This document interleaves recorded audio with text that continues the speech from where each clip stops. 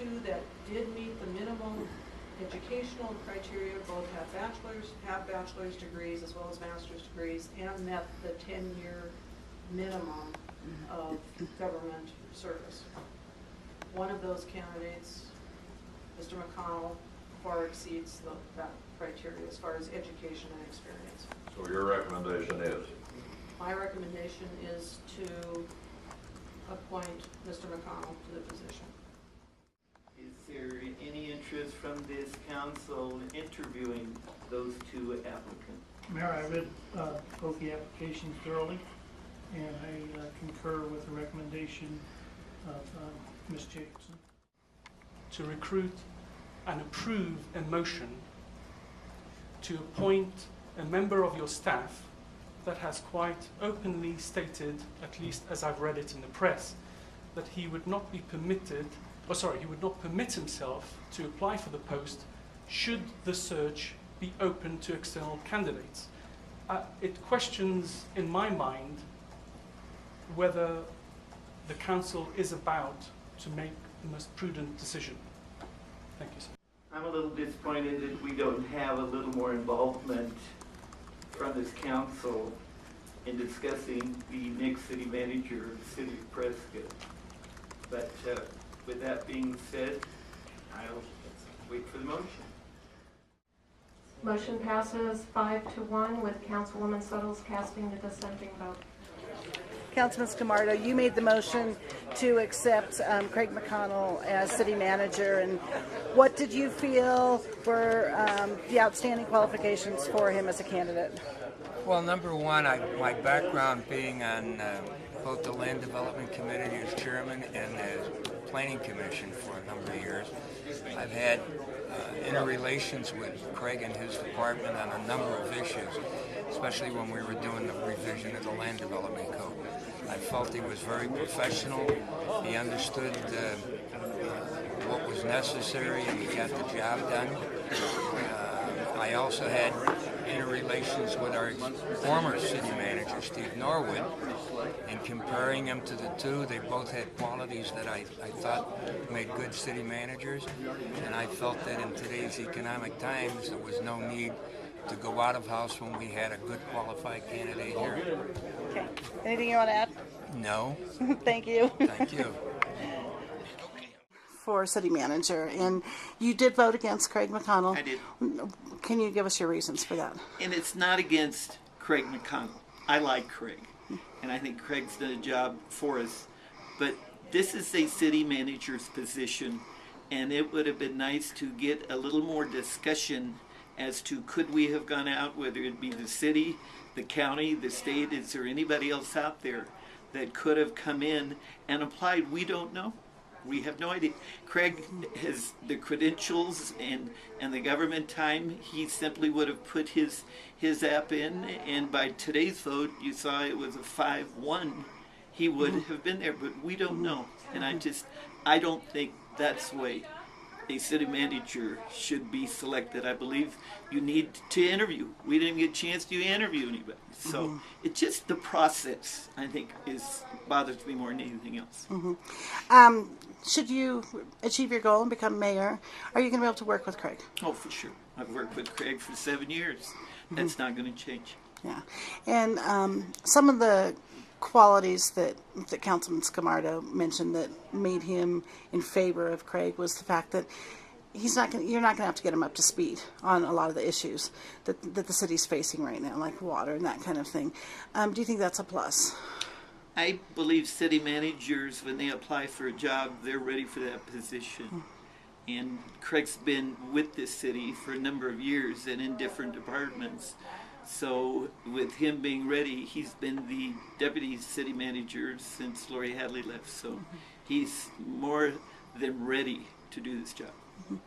And do you have any ideas about what's happening with as far as assistant city manager goes? No, I haven't heard anything about an assistant city manager or what the salary will be of Mr. McConnell. Do you have some ideas about that, or are you just going to kind of wait and see what happens? I'd like to see what's going to happen. this council will get into that, and depending again on the primary as to who's in, it would be nice to get a little bit of feedback from those new council people if they make that primary, because they're also going to be serving with him for the next 4 years. Well, congratulations, and how do you feel about your new position? Well, of course, in this business, you never make any assumptions until the agreement's signed, sealed, and delivered. But that'll be pretty simple, because my expectations and requests with respect to an agreement are very simple, not complicated. So that shouldn't be an issue at all. With respect to the position of city manager, I'm excited about that. Not only for myself, and probably more for the department heads and others that we have now in the city. If you look at the charter describes the city manager as the chief administrative officer, effectively. And that is my role. It's just a team member with a different title. I'm comfortable with that title, in that role, and I'm really looking forward to addressing with the rest of the team members, internally and externally, the public, the issues that we have. And we do have some substantial issues about the funding of the FY13 budget, looking almost a year from now, and what that means in terms of the quality of life in Prescott. And we're going to get at that in detail this fall. Kind of sounds like this transaction is going to be seamless here. Well, I think it will be, with respect to already being here and having good working relationships. There will be ups and downs, but I think the important thing, and this was pointed out, is that we have a lot of work to do on the financing and funding of the city, and for us to already be up to speed and designing a series of workshops and so forth, there's no delay. So it's not only seamless, it's also very timely, because when we look ahead to January, when we usually start the budget process, we've got just enough time to have some real in-depth discussions, get some strong guidance from the city council and the new city council, if you will, and be able to move out into the future with some understanding of what action needs to be taken and what the effect of that and what the outcomes are going to be. You know, Craig, I've talked to numerous people on the staff, and every single one I've talked to, not a one has said anything negative about you. They've all said they really enjoy working for you. In the last few months has been just very calm and easy to get their job done. Well, I appreciate that, and I appreciate the confidence of the council in appointing me. I also appreciate the confidence and trust in the department heads.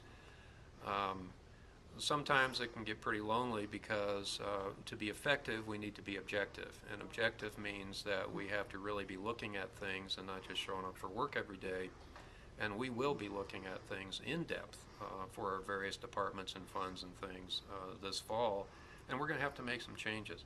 So I would hope that what we're doing is objective, that it does make sense, and it will be a different way of operating, really, that it will be, I think, an improvement in engaging the city forces as well as the public in some very weighty issues and topics.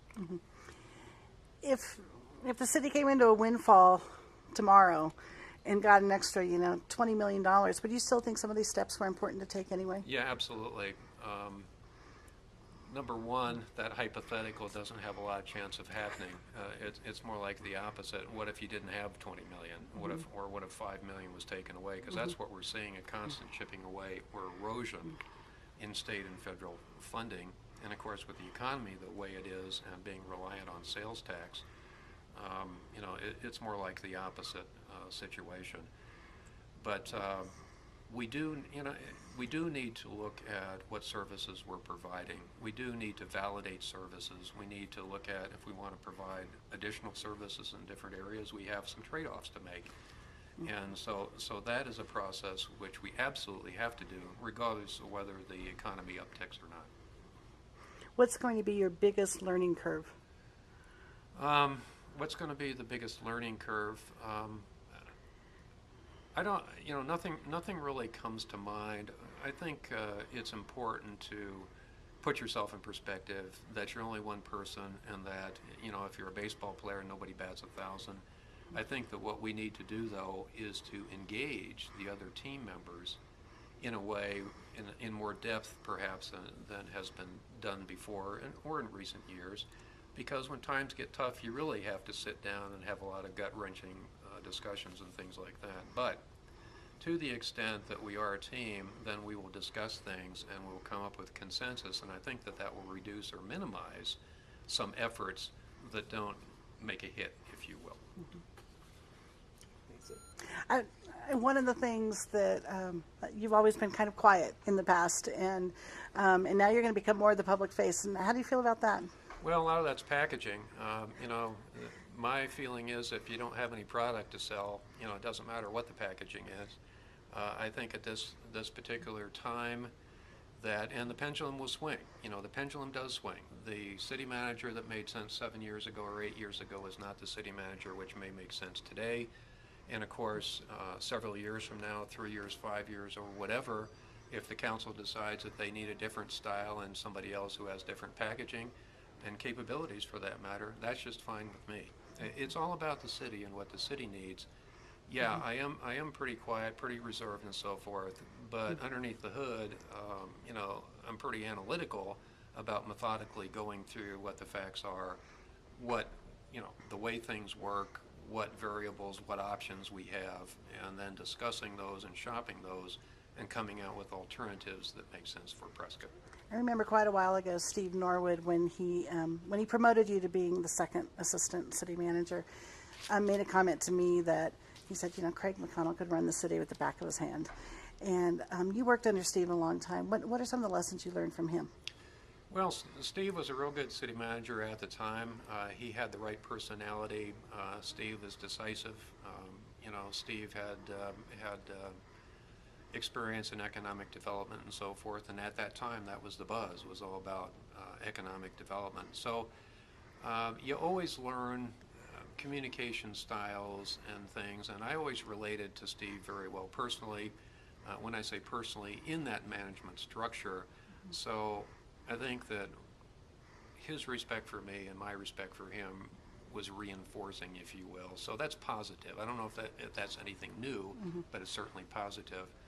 And when I look back at my career, I've worked for some outstanding city managers, county managers, and I've worked for the other type too. So, whenever you have somebody that you can work with and feel good about, it really is positive.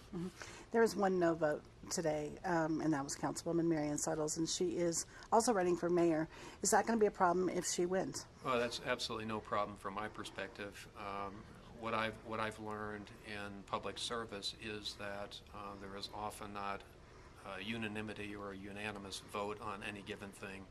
That doesn't mean that somebody doesn't like you or doesn't respect you. They have their particular reasons for that, and I respect that. They have the vote. Staff does not have the vote. I totally respect that.